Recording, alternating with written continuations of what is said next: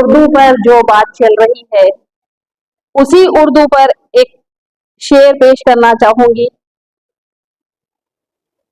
ایک روز عرش پہ داغ اردو تھا، ایک روز عرش پہ داغ اردو، پامال خزاں آج باغ اردو۔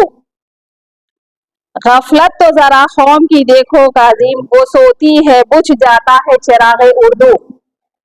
آج یہاں پر سب جمع ہو کر اردو کے لیے، اردو کو آگے بڑھانے کے لیے اور دوسری زبان کے لیے جمع ہوئے ہیں۔ اس پر ہم سب کو خود اپنا آپ پہلے جائزہ لینا چاہیے اور اردو سے جڑنا چاہیے۔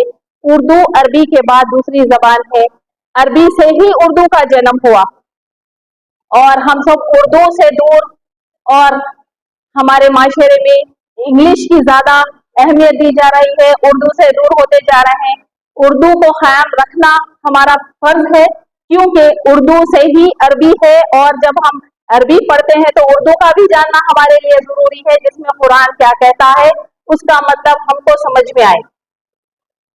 چراغ کو اپنے چراغوں سے جلاتے رہے، اسی سے اردو ساری کائنات میں پھیلتی گئی، اور جب پیدا ہوتی چاہے وہ انسان ہو یا چرند پرند ہو، سب سے پہلا لفظ الف نکلتا۔ الف کا مطلب اردو سے ہی ہے، الف، اور سب سے پہلا لفظ جب پیدا ہوتے الف بولتے ہیں تو پھر ہم اس الف کو یا اس اردو کو آگے بڑھانے کے لیے کام نہیں کرتے۔ میں خود جو اردو کے لیے بات کر رہی ہوں، سابقہ میں خود بھی اردو کی اسٹوڈنٹ تھی اور آگے بھی اردو کو آگے بڑھانے کے لیے اور اس میں جو ہے پروفیسر بننے کے لیے میری کوشش ہے۔